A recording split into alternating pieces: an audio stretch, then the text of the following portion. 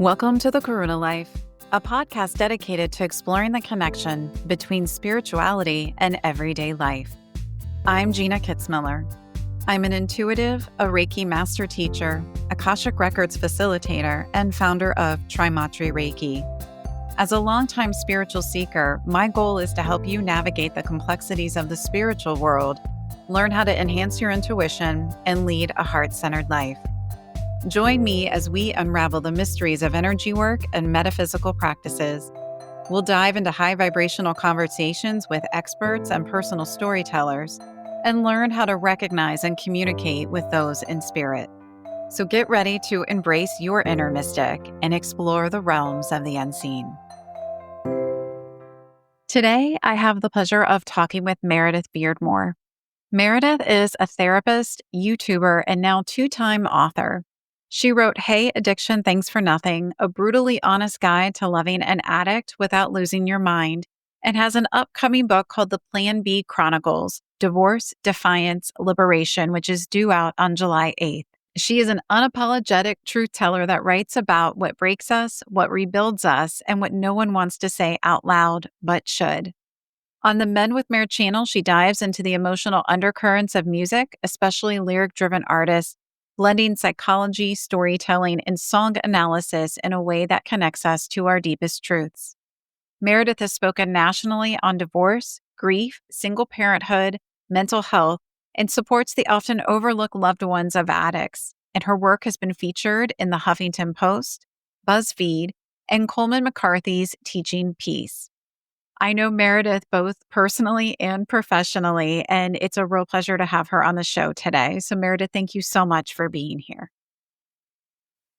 Yeah, thank you for having me. This is wonderful, and I'm very excited.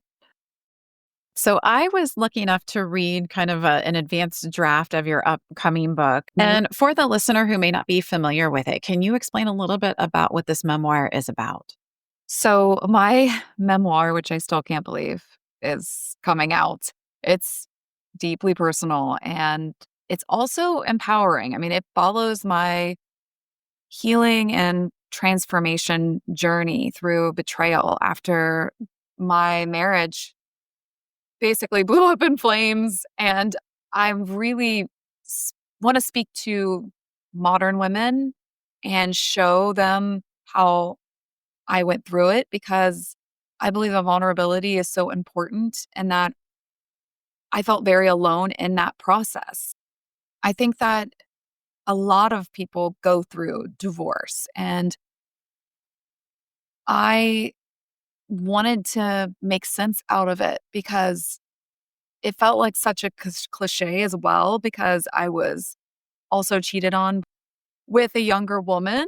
And so I really explore how that affected me, how it made me look at myself and turn on myself and really examine maybe some old beliefs that didn't need to stay with me anymore. So it really chronicles my journey through betrayal, healing, self-discovery, and it challenges everything that I thought I knew. And so through all of it, I share different insights and some practical tools too that I learned throughout the whole healing journey, because I am a therapist, but I was the client working with my therapist and sharing what that was like. So I didn't want people to feel alone. So I felt as if I was in a position where I could be candid and vulnerable about my darkest moments in my life and how it does lead to profound transformation. And I want this to be an essential reading for any woman who is questioning their own relationship and seeking a way forward when they can't see the way forward. So there's a lot that goes into it between cheating, betrayal, addiction, aging. What does it mean for your marriage to end, and what kind of rebirth can happen? And it's exploring all of those different themes throughout this book. What really struck me when I read the book was the really just the honesty in it. You're very authentic. You really go into details about some of the infidelity, what that was like finding out about that, kind of that like almost gut punch, of emotions at the realization of what was going on, and it's very deeply vulnerable. What was the hardest part to write about in terms of what you were sharing with readers? Because when I read it, it really felt to me that there was very little that you left undisclosed or held back with. Yeah. So, was there something in particular that was most difficult to write about? Oh, yeah. Definitely the hardest part to write about was the abuse I experienced within my marriage. And it's even hard for me to say abuse because it sounds like such a harsh word, or because the abuse that I talk about is one that's subtle and hard to name and easy to explain away at the time.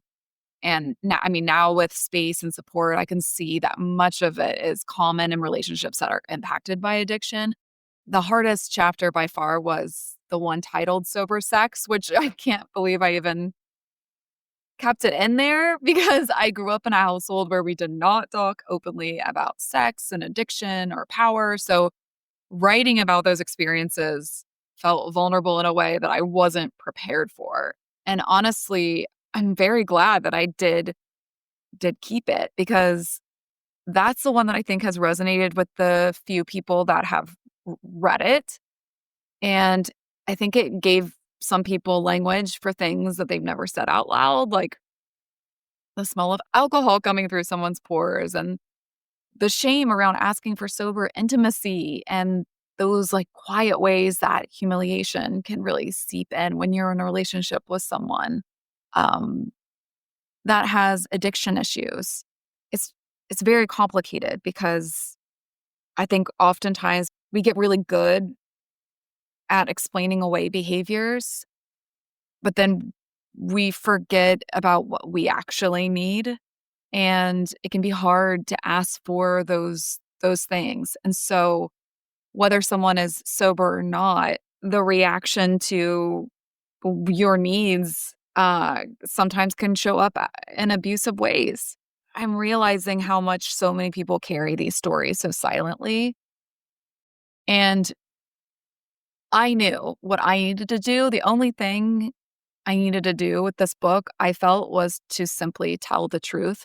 Because so many times when you love an addict, the truth is always covered up or made excuses for, or, and I wanted to break that habit of mine.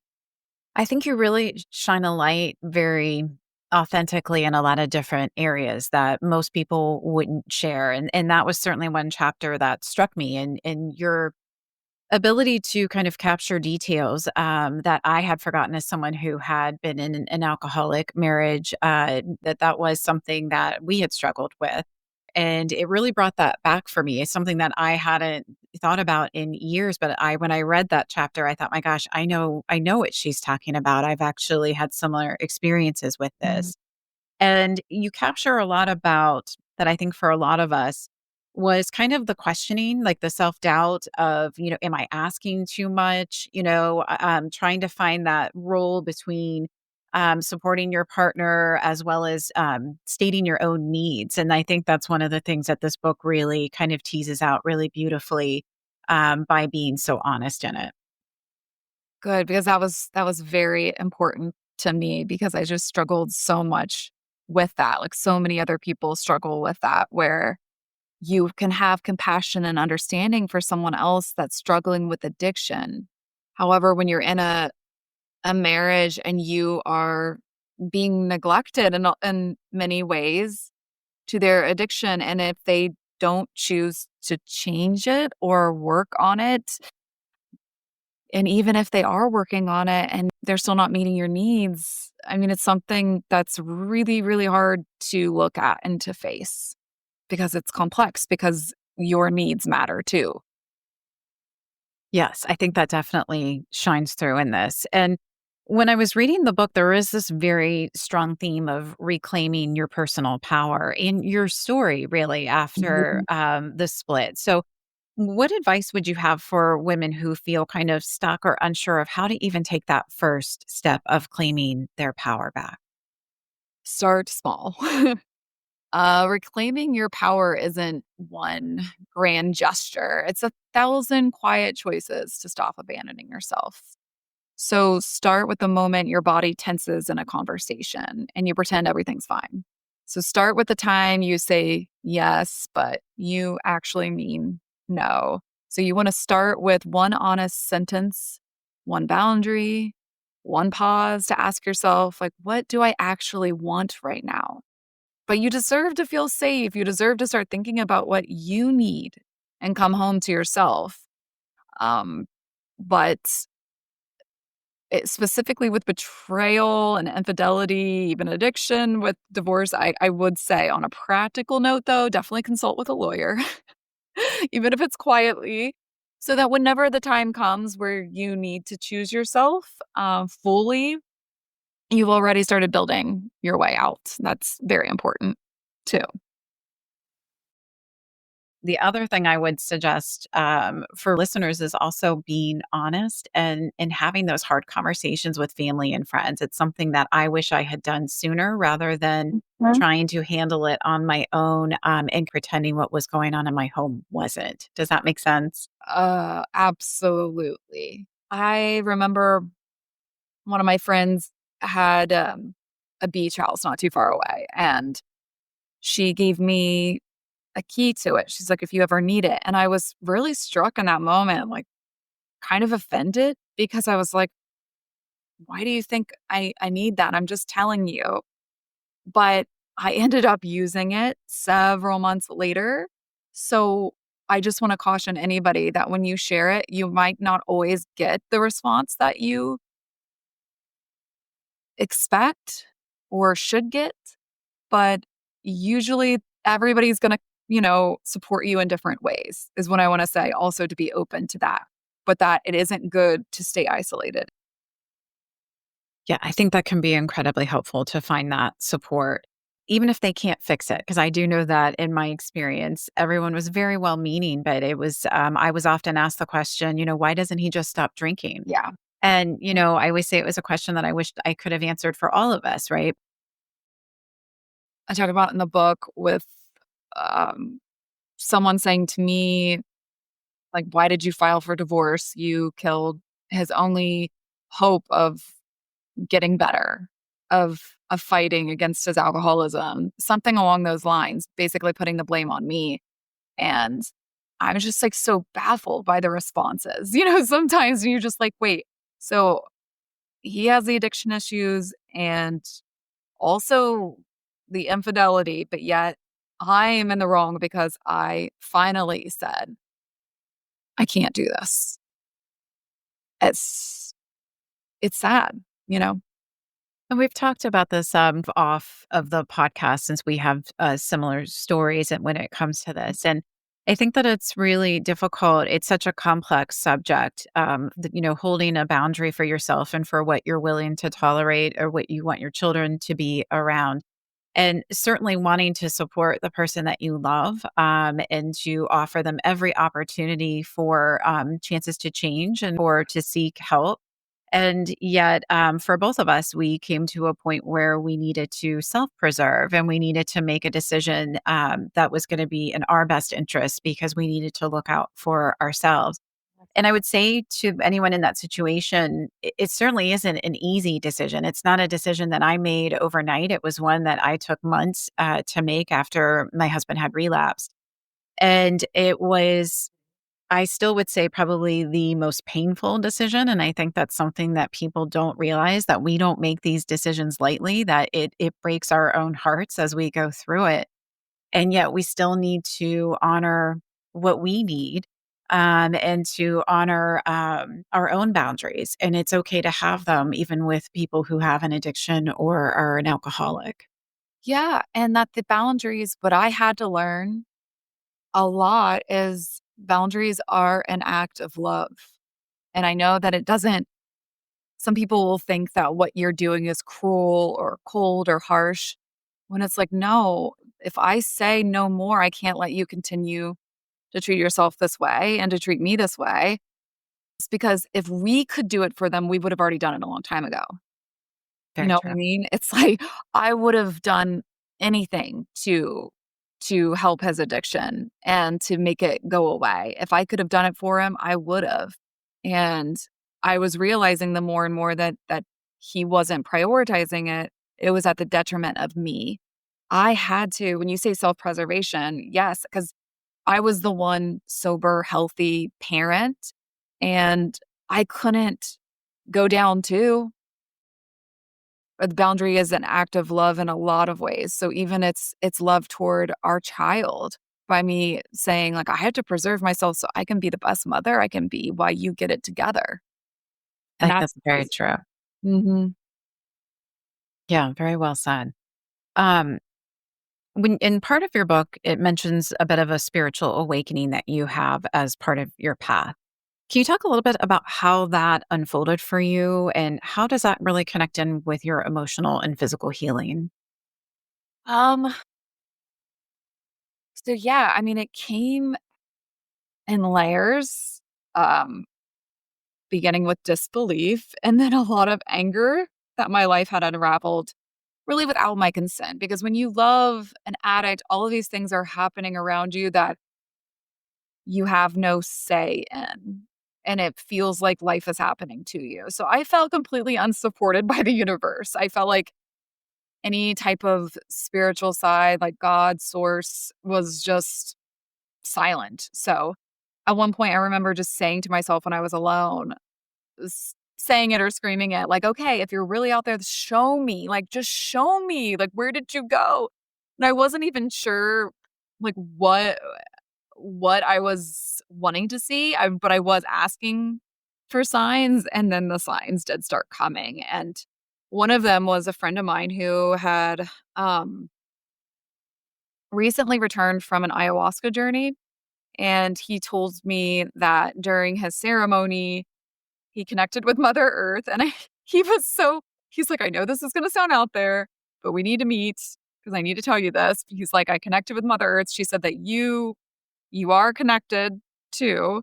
And he really encouraged me to work with this therapist, that he had met, that was something that came up during his journey, and so I went with it, and later, I sat with that same therapist during, a psilocybin ceremony, and that was very transformative because it helped me to zoom out and see my circumstances very differently. So not as my identity or some defining life sentence that it felt like my life had begun, but more as like a moment in a much bigger unfolding. So during that ceremony, I felt this unexpected wave of love for both my ex and his paramour. Um, I mean, it wasn't forgiveness in an intellectual sense, but it was more of like a felt experience that moved through me. And that shift was so healing because I had been disassociating as a trauma response for so long that I struggled to feel anything in my body, like any sensations or signals or messages. But at one point in that ceremony, I did feel like I was suddenly dropped back into myself, like into my body, onto the earth. And that's not the only time. I mean, I've had it whenever with Reiki and with meditation, but in that moment, I wasn't hovering above my life anymore trying to survive. I was actually in it and present and grounded. And I realized that my spiritual life didn't have to exist somewhere outside of me. It could actually live in my body too. So I started trusting, I feel like my own knowing. And I realized that healing, especially as a therapist, is you think so much of it as like mental or emotional or both mental and emotional, but it's also spiritual. I feel like that's a huge part of it. It's a remembering, it's trusting the mystery of life and the becoming of it all and being okay with all the chaos going on around you. It's really like just trusting that things are happening for you, not to you, because that's how I felt all the time. So it really did awaken me. Like, if this never would have happened, I don't think I would have opened up as much to the spiritual side that I think is so important to me now and guides me so much now. It sounds like that you really released maybe some of the mental narratives that you might have had around the events, and to be able to step into that like bigger perspective and to see the bird's eye view, even if it was only for a little while. Yeah, it was like I zoomed out and it looked like this experience was just a blip on the radar. This was just boop. And it and that helped me so much because I felt like this was all my story and my life was going to be. And then it was like, no, it's not. No, it doesn't have to be. It's just this one little part of it. It's something I have to remind myself of often because sometimes I feel pulled back into that narrative. And then I'm like, wait, I get to define what my life is and what my narrative is and how I want things to go too. I have a say in it too. So, for any of the readers who will be navigating those early stages of betrayal, of loss, what message would you give them as they hold your book in their hands and they're, debating on reading it, or that maybe they've just started it? What message would you like for them to receive? Oh my gosh, that you're not alone. You're not alone. And that if it feels impossible right now, it won't always feel like this. The early stages are brutal. It's just so brutal, confusing, unfair, and it can feel like your life has been ripped out from under you. And in some ways, it definitely has, but it doesn't mean that you're broken. I really do think that it's important to reframe it and see it as waking up. That you are waking up, that these experiences are happening for a reason. You're getting cracked open for a reason, and trusting that, even though you feel like you can't trust anything, you know? Yes, I totally agree. I think that oftentimes we have to feel like kind of all the emotions. And a lot of times that is anger. It's anger that you didn't get the story that you thought you were going to get, right? And kind of processing through that and realizing that you still get to be the author of those next chapters and to determine how you would like your life to look. But it does mean accepting kind of where you are and embracing that blank page then for the next chapter. Absolutely. Yes. So, how do you hope the Plan B Chronicles expand the conversation around modern relationships and infidelity? I really hope it helps dismantle so many tired ideas that we've inherited, especially around marriage, aging, and what it means to be chosen. I mean, I want this book to challenge the assumption that being married automatically means you're being loved and that staying is always the noble thing to do, because most of the time or all of the time divorce isn't a failure. It's liberation. And I also hope it gives language to the messier emotions that we don't often say out loud. I write about how I really despise the other woman, the paramour, not just because she was involved, but because she was 10 years younger. And there were power dynamics at play that made it easy for her to believe him. But instead of seeing that clearly at first and focusing on that, instead, I really turned on myself and I saw my wrinkles and how I was aging. And I started to believe that I was less desirable and I would continue to be less desirable as I got older. And I had to ask again, like, who does that narrative serve? I mean, we live in a culture that teaches women to fear getting older, to chase worth through partnership, and to see divorce as a mark of failure. But I see it as a rebirth, and we have the power to define our own lives and rewrite the stories we were handed. And so marriage isn't this finish line. It's self-respect is to me now. Like respecting myself is number one. That is really powerful, and it makes me think too often I have clients ask, they want me to, tell them that they're gonna get married and live that happily ever after, and as an intuitive, I'm very reluctant to say that because and as life has taught me, I don't know that anyone is guaranteed that happily ever after. It's wonderful if it does, but for many people the road bends and curves and winds, and life doesn't turn out the way that we often expect. And I don't know that anyone can give you that guarantee. So I think that part of what your book is really helpful is for those people who are navigating those bends and turns that you didn't foresee, that you can come through it stronger, that you can navigate through it with a real sense of self power and exploration, and to come out on the other side a different person that doesn't mean less than by any means. Exactly. Yes. Yes. I have to ask, Meredith, if you could see the other woman now, Mhm. what would you say to her now that you are on the other side? Thank you. I mean, that's the not every day would I say thank you. But in this moment and for the majority of the time, I am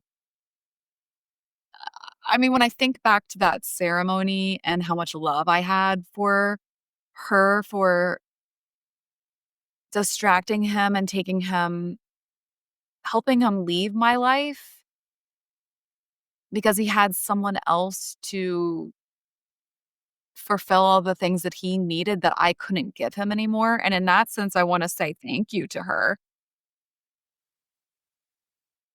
I think I would wanna say to her that pay attention to why he was maybe with her, because she was someone probably naive with her being younger and had a lot of lessons of her own to learn. But I would encourage her to listen to other women and believe them and be more of like a supportive, I don't know how to put this into words, but a supportive woman to other women. And I have no idea what he said to her. I can only imagine he said a lot of things to make her feel comfortable to be in a relationship with a married man, but not just a married man with a child and a man who has addiction issues. And I just I guess I would just say also you did a lot of damage. Like there are things that I want to say. There's a difference between my earth self and my higher, more evolved self. And my earth self wants to scream at her and tell her that she has no idea what she contributed to. I think that's a really honest response, right? It sounds like it's a little bit of both. And it sounds like to me what you were saying is, if she had been in a relationship with him, what you're asking for is maybe some space for you to work on the marriage with him without having an outside interference of like, hey, let us as a family deal with what we need to deal with and come to that decision without having an outside force. And yet at the same time, it sounds like maybe she was able to give him a bit of a distraction so that you were able to take the time that you needed to reflect and to make a decision moving forward on whether you would stay married or not. Is that correct? That's correct. And when I think about it a little bit more, also why I say thank you is because don't think that I would have, it would have been much harder to leave if it was just the addiction that he had. When there was also the infidelity, it just, it totally made it so much clearer. I guess I would want her to know that there's much more than what is told to you, and especially when you're dealing with addiction, that's all that that's their number one, and if they have to lie, to be able to continue to use, they will, and it's sad, and it's painful, but that is the truth. So, it's a very complex one for me. It's very complex. Yes, I would agree. That certainly is. So if a woman finishes your book and she says, this gave me the courage to start over, what does that mean to you? I mean, it means everything. Everything. Uh, like I said at the beginning of this, it means the pain wasn't in vain because so much of this book was written in the dark before I had answers and before anything felt resolved. Um, I wasn't writing from a place of hindsight and I was writing right in the middle of the pain. So to hear that someone found the courage to start over because of it, that means that this pain had a purpose and that it became something useful and liberating. And that's what I think, I at least know for myself that I'm here to do, is to transmute pain and take something that is incredibly painful and have meaning and spin it and take it into your own hands. Because like even with the title, the Plan B Chronicles, I mean, Plan B was just the descriptor on the receipt that I found in my ex-husband's car. And I don't have fallopian tubes, so pretty quickly I put two and two together, And because he had actually bought, emergency Plan B contraception at Walgreens in Brooklyn. Anyways, okay, I won't go down that path. But so when I chose to say the Plan B Chronicles because that Plan B box kept showing up all the time. Now I look back and I'm like, wow, it was all divine timing. Like every time, like when I was deciding whether to move from New York to Ohio, I got my son out of the car and there was a crumpled up Plan B empty box right outside my door. And it felt like such a nudge from the universe for me to choose myself. It was like, he only thought about himself when he bought that Plan B. You need to think about what's best for you. And even though Plan B wasn't my backup, it was kind of like that because it ended up being my choice and my say. And so I'm able to take one of the most painful things in my life by finding that Plan B receipt and changing it now into a book that I'm incredibly proud of. So it would mean so much if this inspired someone, because it means that I can actually transmute pain into something good. And it's such a powerful title when so the Plan B Chronicles, I hadn't even thought about it that way because the way my brain worked is I thought, my gosh, she had this life story, right? That was Plan A. And that life threw you Plan B and that things turned out differently than what you had expected. So, for the listener, can you talk a little bit about like your life now? Like, how is your little guy without going into too much detail? But how is he doing now? He's doing really, really well. And he's still thriving. I mean, there's difficulties of course because of life, but he's doing really well. And I want other people to know that looking out for yourself is looking out for your child. And I know at the end of the day that I did what was right and what was right for my child. And the fact that he doesn't live in a home with so much tension and dysfunction and addiction, I feel really proud of myself. He's in a home where there's laughter and ease and no tension. I got to end up creating the life that I wanted to have with a child. Now it wasn't the way I thought it would be. I wanted it to be with a partner and with his father. But I have grieved that. Like, look at the good in my life and the way that he's thriving. I feel proud of my decisions and proud of the fact that I made those incredibly hard choices that I never wanted to make, but I knew I had to. Well said. So, for the listener, where can they find your work? Can you tell us a little bit about when the book is going to be released and all of the details? Yes, the book is coming out July 8th, very soon. It is available really anywhere. The distributing is through Simon and Schuster, and so it's available internationally. You can order it from Simon and Schuster, but it's available on Amazon, Barnes and Noble, Target, Walmart, Bookshop, anywhere that you can get books online. And hopefully it'll be in some stores as well. Fingers crossed. And I would love it if people would pre-order because that's really great for authors. But If not, it comes out July 8th, and pick it up and let me know what you think. Wonderful. And it's a very, very good book. I have already pre-ordered mine, so I will be getting it on July 8th, which I'm really looking forward to. I love the physical copy of books, so I'm excited to get the physical copy of it. So thank you for everyone who has been listening. If you have any questions or comments, feel free to email me, Gina@thekarunalife.com. And I, of course, will leave all of Meredith's information and where you can find her work in the show notes. If you enjoyed this episode, please consider leaving us 5 stars and following. We'd be really grateful. And stay tuned because the next episode, Meredith and I are going to switch roles, and she is going to be taking over the Karuna Life podcast and interviewing me. So stay tuned.